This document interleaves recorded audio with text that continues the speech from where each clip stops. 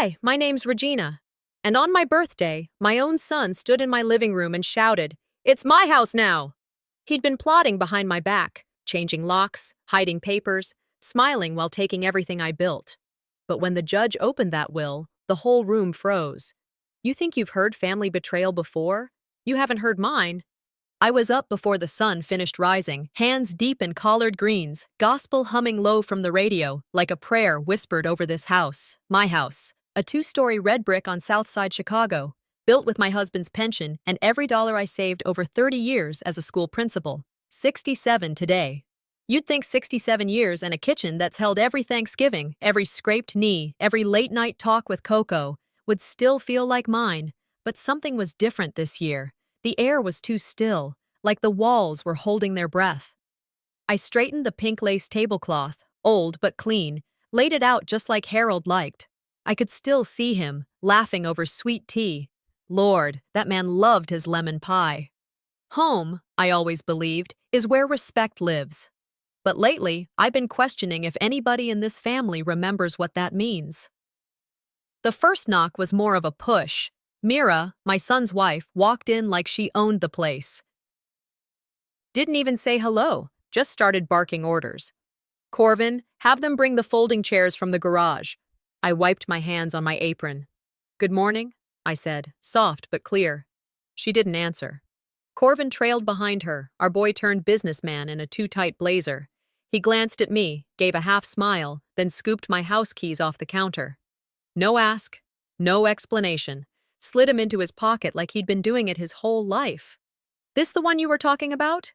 one cousin whispered to him in the hall. Corvin chuckled, patting the wall like a prize. "Yeah, this is my house now." I stood frozen, holding a spoon still dripping collard broth.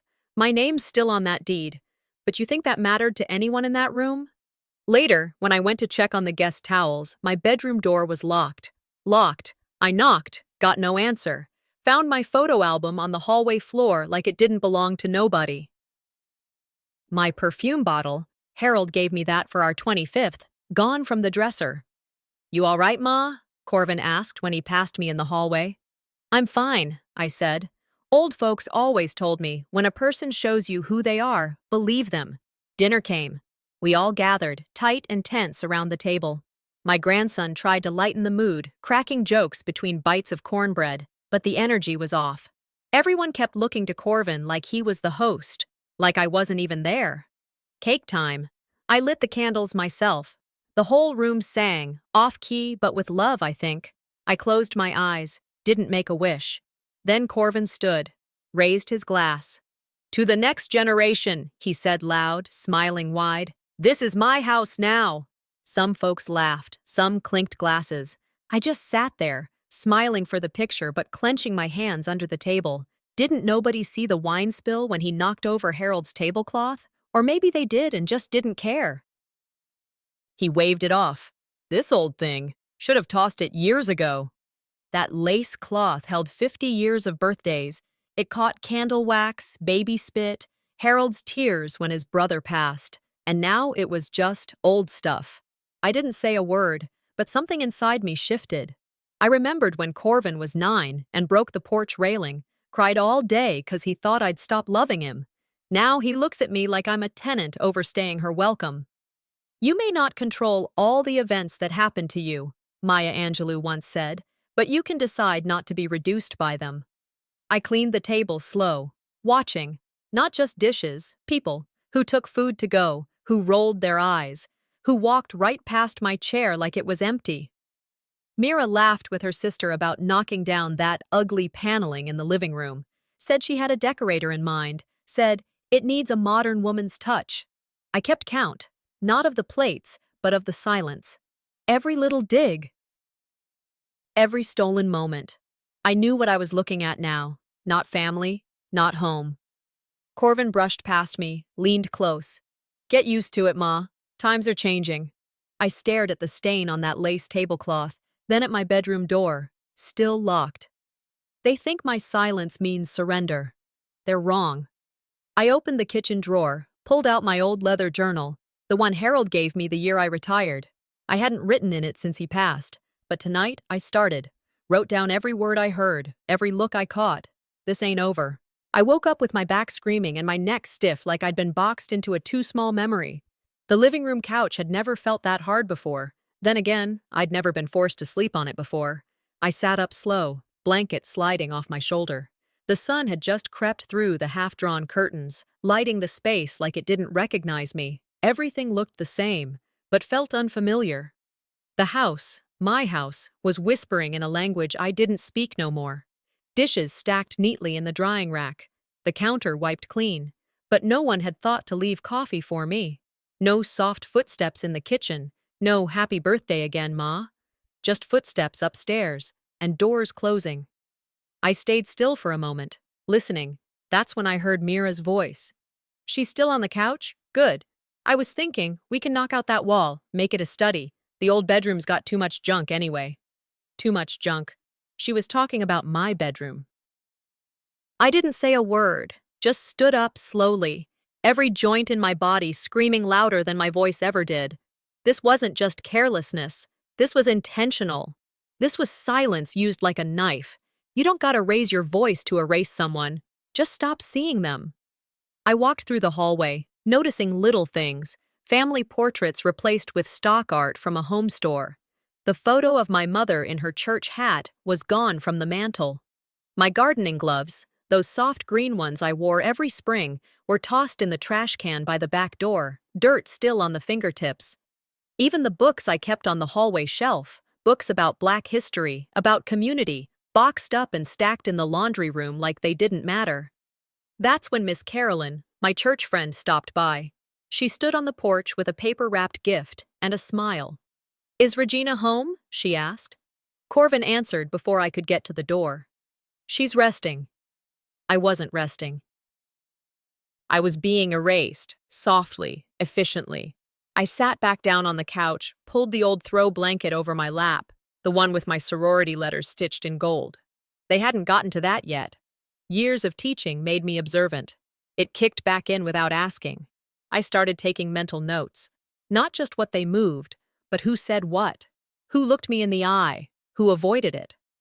Around noon, when the house cleared out for errands or appointments, I don't know, they didn't say, I heard soft footsteps again, lighter this time. Careful. It was Morel. She walked over, eyes wide like she'd done something wrong. "Grandma?" she whispered, handing me a folded piece of paper. "I'm sorry. You didn't deserve this." I opened it slow. "They're moving fast. Daddy said you signed something. Did you?" I didn't. I hadn't signed a single document. Not knowingly. My stomach tightened. I looked at her, tried to smile through the ache. "I didn't sign anything, baby," I said softly, hugging her close. "Thank you for seeing me." Sometimes the youngest ones see the truth because they haven't learned to look away yet. When she left, I stayed on that couch. Same spot Leroy and I used to curl up, back when love filled this house instead of tension. I remembered us arguing over its color. He wanted gray. I said no, we needed warmth. We settled on burgundy. He always said it reminded him of Sunday pews. I reached over and pulled the sorority throw tighter across my legs. They might take my keys, my title, my name off the mailbox, but I remember what I built. That evening at dinner, I barely said a word. I sat at the edge of the table, just far enough that it didn't feel like mine. They joked about my old-fashioned habits. Someone laughed and called Corvin the man of the house. Mira clinked her wine glass like it was some celebration. I smiled, but I watched closely. I used to think being the bigger person meant staying quiet, but silence ain't always noble. Sometimes it's just delayed justice. Audre Lorde once said, "Your silence will not protect you." She was right. Later that night, after the dishes were cleared and they disappeared upstairs, I walked slowly to the small desk in the hallway. There was a drawer, one I hadn't opened in years. That's where I used to keep my house deed. Safe, untouched. I opened it. Empty. Except for a small white envelope. My name wasn't on it. Just one word. Unclaimed. Inside was my wedding band. The one Leroy slipped on my finger in '79. The one I hadn't worn since his funeral. They didn't just take my space. They tried to take my story. I folded the envelope gently, slid it into my purse, then reached for my handbag. I wasn't going out to cry. I was headed to the courthouse records office. It was time to find out exactly what they thought I signed. I stepped into the clerk's office with my heart tucked deep in my ribs, trying not to tremble. The walls smelled of paper and stale coffee. I had driven 2 hours to Charleston to face whatever they tried to hide. I greeted the clerk, a young black woman named Tasha. She glanced at me with recognition, as though she had seen me in a classroom someday, and her eyes softened. She whispered, "Regina?" I nodded, and she said, "I'll help you expedite this." We passed lines and paperwork. She guided me to a locked drawer file. I watched as she slid a stack of documents over. Among them was a quitclaim deed, filed 2 months ago. My name, Regina, signed at the bottom, transferring ownership to Corvin. I held the page between trembling fingers. "I never signed that." She printed a copy quietly. I tucked it in my purse. I said under my breath, "This ain't just family drama now. This is criminal." Walking home, I kept my head low. The late afternoon sun cast long shadows across driveways. I used the back door, more quiet, less eyes. I shouldn't have trusted their silence. In the kitchen, I overheard Corvin's voice on the phone. Laughter. Familiar. Cold. "She still thinks she owns the place. Poor thing," he said. Malice dripped from that tone. My memory flickered to Corvin's graduation day, me smiling proudly, him looking past me, distant. "When did you stop seeing me as your mother and start seeing me as an obstacle?" I whispered into the dark. I walked to the drawer where I kept the deed from Harold, the one he and I signed together. Pulled it open. My hands shook. I laid out the printed deed I'd just gotten. When Corvin appeared behind me, I kept calm. He put his palms flat on the table. "You signed it," he said, voice steady. "We recorded it too." My mouth went dry. I shook my head. "No, I never signed anything I didn't read." He waited a beat, then leaned close. "Mama, you've been forgetting stuff lately. Maybe you just don't remember." I pressed both hands on the table, steady, heart racing. The one thing I've never forgotten is what right feels like. They are not just stealing a house. They are rewriting my memory.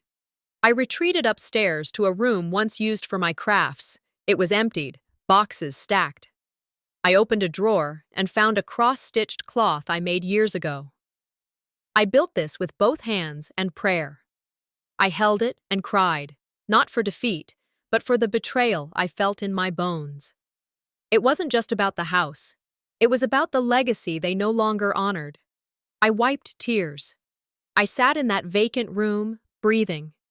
Then I began writing.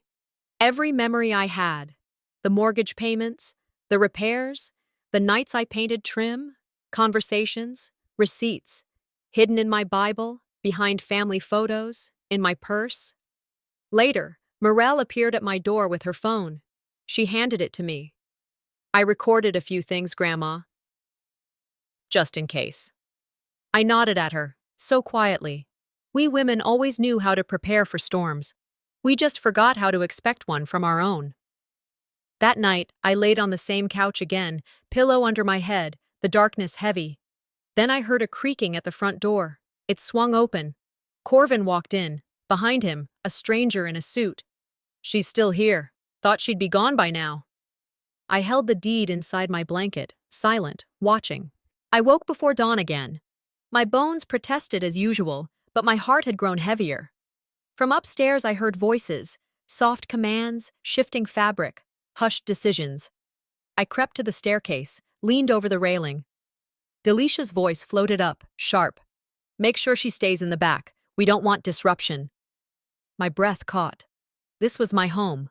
They were planning a gathering, on my land, with instructions to keep me invisible. I leaned against the wall, closing my eyes. In all those years teaching students about conflict resolution, I'd never had to navigate one in my own house. Now, I heard the layout of betrayal. They'd never plan a meeting in a black church community without asking the head. This was not tradition. It was power play masked as protocol. After they left, I went through the mail on the small side table. Among the bills and postcards was an invitation card. Smith Family Community Dinner. Pretty script. Same style we used for my 50th birthday. My name was nowhere to be found.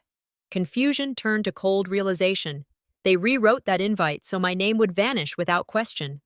I flagged down a linen delivery driver out back. "Did you see a guest list with this?" I asked, showing the card. He hesitated, eyes shifting. "Don't know, ma'am." I snapped a photo with my phone and tucked it into my notebook. Proof. Later, when the house was quiet, Morel slipped in, herself carrying a flash drive. She placed it in my hand. "I recorded that speech Dad gave about the house before this all started," she whispered. I plugged it into my tablet, fingers trembling. The voices were clear. Corvin speaking about taking over, Delisha praising his readiness. The first half clipped, the second half ruthless. It wasn't greed, it was premeditated. They planned this long before my birthday. My stomach twisted. I debated confronting Delisha then and there, but strategy held me back. So I walked into the kitchen while Delisha fussed over decor. "Need help with the flowers?" I offered casually. She turned, cold. "I've got it." I smiled inwardly, already planting a seed. The garden arrangement would display my face, a visual reminder they couldn't ignore. I walked away silent, determination settling in my bones. At the reading nook, I once sat with Harold, that corner of the living room now partly cleared. I pulled out old letters, handwritten, yellowed. I read his words. "We build a home for memory, not for vanity." I whispered, "They can try to delete me from this story, but I still hold the pen."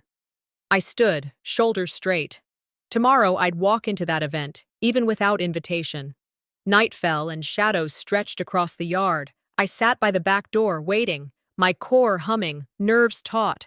I heard a soft knock. My heart surged. I opened the door. Pinned to a stake in the grass was that same invitation card. The words read, "You're on the list now." My heart raced. I picked it up slowly, fingers trembling. They think they can control me with paper. They're about to find out how dangerous invisible can be. I walked in like I owned the place, not with arrogance, with memory. That banquet hall had seen decades of our family's celebrations, fundraisers, baby dedications, and eulogies. Tonight, it was dressed up real pretty. White linens, soft gold lights, gospel jazz humming through the speakers. I wore gray. Nothing loud, just clean, classic, and unbothered. The kind of look that didn't beg for attention but earned respect. Folks turned. Eyes widened. Some whispered, surprised to see me. Others looked the other way, pretending not to. I saw their confusion. Maybe guilt, too. Delisha came toward me, lips stretched into that too sweet smile. "Didn't think you'd make it, Mama." I gave her a nod. Nothing more. My eyes did the rest, scanning the crowd like I was back in church on Women's Day, figuring out who still stood with the truth and who'd sold their souls for a seat at the table. Then I saw it. A photo wall, big and proud, filled with framed smiles, plaques, newspaper clippings, my husband's legacy and snapshots, my children as toddlers, church anniversaries, not a single photo of me, not even my name beneath the founding family sign, erased, like I was never there. Corvin stepped up to the mic. He cleared his throat and started his speech, thanking the Lord, thanking the guests, then thanking my support system. Said Delisha helped him step into leadership, that she pushed me to own what's been in our family for generations. That word, ours, caught in my throat. I stood. I didn't rush. I let the weight of my presence fill the silence. I didn't need a mic. I'd spoken over choirs, babies crying, storms outside. When I spoke, folks listened. "There's a difference between inheriting a house and earning a home," I said. Eyes locked on Corvin. Chatter froze. Forks paused. Someone's laugh died halfway. Then, Delisha's voice broke the air. "Mama's had a tough time adjusting lately. Please forgive her." A few nervous chuckles. One woman actually clapped, like I was an old lady losing her mind, not the woman who built the stage they were standing on. I sat down slow, breathing through the sting.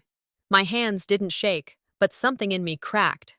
Later, Mr. Riggins, one of the old deacons, touched my arm. "We were told you gave them everything before your fall." I turned to him. "What fall?" He looked unsure. "Corvin told the church you had a small stroke, said you couldn't manage things anymore." I felt it like a slap, not the lie itself, but the ease with which they'd spread it, the comfort they had in bending truth into fiction. This wasn't just about deeds and property. They'd rewritten me. In the minds of the folks I'd led in prayer, fed after service, buried their mothers. "They didn't just steal the roof over my head," I said, more to myself than him. "They rewrote the story I built for 40 years. Morel found me near the side hall. Her eyes were swollen like she'd been holding back tears since I walked in. "I'm sorry, Grandma," she whispered. "I thought they'd calm down. I didn't think they'd erase you." I looked at her, my baby's baby, trying to carry shame that didn't belong to her. I pulled her close. "You listen to me. I ain't gone, and I ain't done. Don't ever mistake silence for surrender." She nodded, the kind of nod that meant she was trying to be brave, too. Back at home, the quiet hit harder. No voices, no gospel. Just me, my memories, and the steady creak of an old house full of ghosts. I sat on the edge of my bed, wedding photo in hand. Leroy's eyes staring back at me, steady, proud. I held the forged deed tight in the other hand, my jaw clenched. "You taught me how to plant roots, Leroy. Now I gotta teach them what happens when you try to bury a tree alive." I didn't sleep. I started documenting. Talking into my phone, writing in the margins of my old Bible. Legal phrases I didn't fully understand yet, but I'd learn. I was always a quick study when it came to protecting mine. "They underestimated me because I loved them," I said aloud. "That was their mistake." I picked up the phone and called Reynold Monroe. Left a message. "I'm ready now." Sometime around midnight, I walked into the kitchen for a glass of water. That's when I saw it. An envelope on the floor slid under my front door. Typed. Plain. Cold. Eviction notice. 10 days to vacate. I held it in both hands. Read it once. Then again. My breath didn't hitch. My hands didn't shake. But my eyes burned. Not from fear. From fury. I woke up on the couch, still in my clothes from the night before. The eviction notice sat on the coffee table, its bold letters staring back at me like a dare. My head ached, not from sleep, but from the weight of it all. I sat up slowly, the morning sun spilling across the living room floor, reminding me this was still my house, at least for now. I went over every moment of the last few days, the banquet hall, Delicia's smile, the way the crowd laughed when she spoke over me, Mr. Riggins' whisper about a fall that never happened. My jaw clenched. I had thought I was losing a house. What I was really losing was my name. Then came a knock. Not the frantic kind, but deliberate. I opened the door to a young man in a crisp shirt and tie, carrying a sealed envelope. "From Mr. Monroe's office," he said, nodding politely before stepping off my porch. The envelope was marked "Privileged." My fingers tingled as I held it. Something shifted inside me. This wasn't rumor anymore. Almost this was action. I felt the weight shift today, I thought. The pieces are about to move. By mid-morning, I was sitting in Reynold's cramped office, wood-paneled walls lined with old law books. He didn't waste time. "I filed a motion to freeze all transfers on your property," he said, sliding papers across the desk. "Nothing can be sold or signed until a judge reviews it." I blinked. "You mean they can't move anything right now?" "Not legally," he said, leaning back. "But they may fight dirty. Character attacks, public smears. They've already prepared something." My hands tightened on the edge of his desk. "Do they dare smear me in public?" He looked me straight in the eye. "They're already trying. We need the truth to be louder." I sat back, breathing in deep. This wasn't just my memories anymore, my sentiment. This was a plan, a strategy. For the first time in months, I felt a flicker of solid ground under me. When I got home that afternoon, the air felt wrong. The envelope Reynolds' assistant delivered that morning was no longer on the coffee table. I went to my bedroom, fresh scratches around the lock, a faint smell of metal. Someone had been inside. I moved quietly through the hall. My kitchen door was cracked open. Voices floated through. "Seal it today," Corvin's voice said on the phone. "We finalize tomorrow night." I froze. My own son. Finalizing the sale of the house while telling the world I was too sick to manage it. I stepped into the hallway. "You never asked me," I said, my voice low but steady. "You just did." Corvin turned, phone still in hand, smirking. "You had your chance, Mama. Don't act like you own everything." Delisha appeared behind him, her voice sweet but sharp. "Mama, you're not thinking straight." I straightened. "Clear enough for me," I said. "But I'm about to make your life difficult." The tremor in my voice wasn't weakness. It was rage held tight, like a bowstring. That evening, I called Mrs. Hodge from the church elders, told her everything. She didn't even pause. "We'll back you," she said, publicly. "You've done too much for this community to be erased." I pulled out a piece of paper and began to write my own statement for tomorrow, in case they tried to push me to speak. I built this home on values, not inheritance without heart. I folded it and placed it inside my Bible, under the cross-stitched cloth my mother made. It wasn't just paper, it was a vow. Late at night, the house went still again. I stood at the window and saw a car parked across my property, headlights off. Two figures stood by the gate. One handed something to the other. I reached for my phone to take a picture, but the lights flickered. Then everything went dark. They weren't just taking my home, they were cutting off my voice. I slipped on my shoes, opened the door quietly, and stepped into the dark toward the gate. I got up before the sun, didn't sleep much. My body was still, but my mind had walked the halls of that community center 100 times.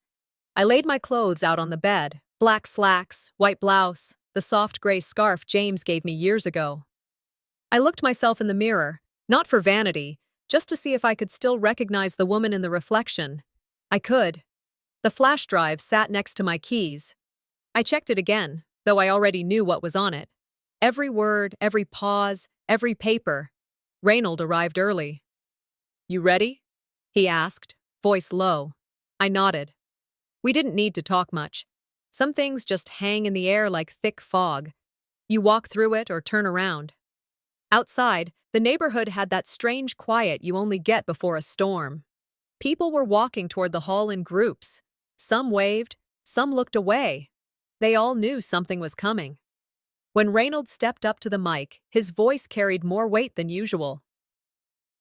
"I've filed a legal motion to freeze all transfers of the disputed property until the court has time to rule." That room didn't just gasp, it cracked open. Corvin turned a color I didn't know a man could turn. Delisha held her notebook so tight it shook. The woman from the planning committee slowly stood and said, "I wasn't made aware this deed was in question." Then she sat back down. I didn't say a word. I let the silence hold the truth.